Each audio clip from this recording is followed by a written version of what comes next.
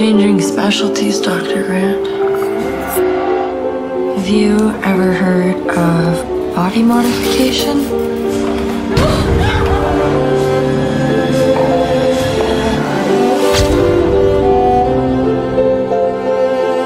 Do you think I'm crazy?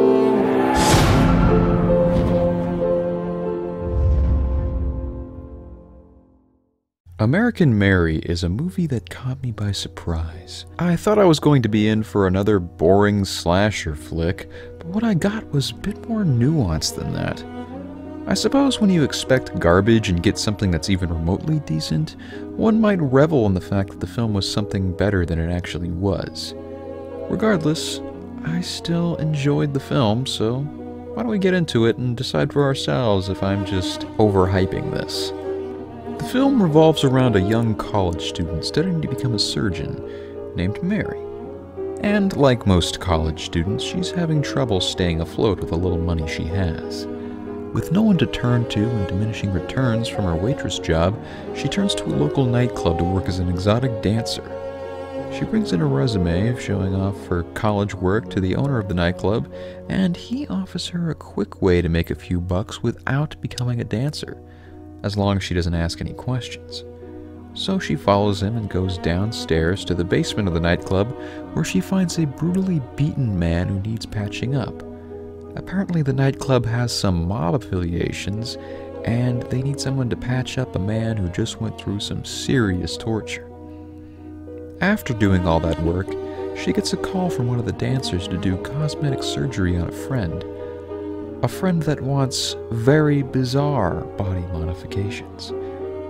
And things get pretty weird in this film as our main character delves more and more into the criminal underworld of strange body modifications and other illegal surgeries. Trust me, there are some very strange requests from people in this movie. Ones that I don't doubt some real people would actually want, which does make this film all the more scarier. This film is less horror and more drama to me, and even though it's advertised as a slasher, I wouldn't exactly call it that because not really anyone dies in this, but there are some bizarre, torturous surgeries that are used throughout the film. I wouldn't even call them surgeries, more like mutilations, because they go pretty far. I think the best way to describe this film would be like a supervillain origin story, as we get a character that's relatable and reacts to most things in this film that most people would, given the circumstances. But as the film progresses, she becomes this terrifyingly confident criminal that does unspeakable acts. A lot harder to relate to, but understandable given what she does go through in this film. Well, sort of. I think the development of this character is the main reason to watch the film.